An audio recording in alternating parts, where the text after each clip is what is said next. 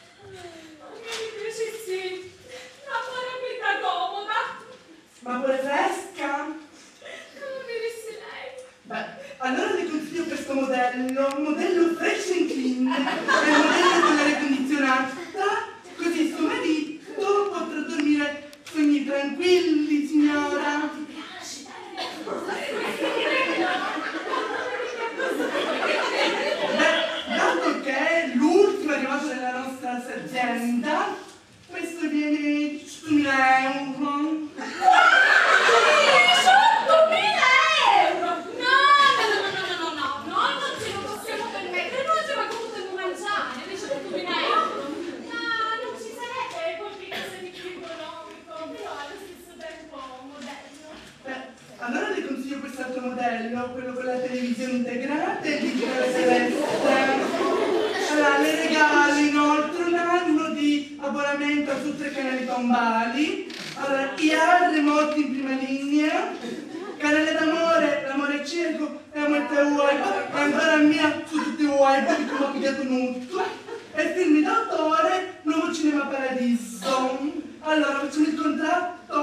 Ma quale concetto in contratto? Sono quinta già partito, prima mi registri un prezzo. Beh, dato che io, e dico io, la mia azienda le regaliamo un anno di abbonamento col digitale terrestre, questa viene 15.000 euro. Quanto? No, dice mio marito che è occupato. Come scusi? Io ci credo che ho già cosa. Allora, mi dica lei, signora, no? Oggi volevo qualche cosa di economico, insomma, che costa picca. Va bene. Allora le consiglio quest'ultimo modello, semplice modello in ciliegio, il tessuto non si può scegliere lei, velluto o senza, bianco o nero, sempre i colori come vuole lei, signora, e in più le regalo la ghirlanda di fiori. Ma magari già questo modello mi piace, quanto costa? Beh, dato che è il modello proprio più scarso della nostra categoria, questo viene 8.000 euro. No, mio marito ancora non ci siamo, è troppo assai, a mascalare.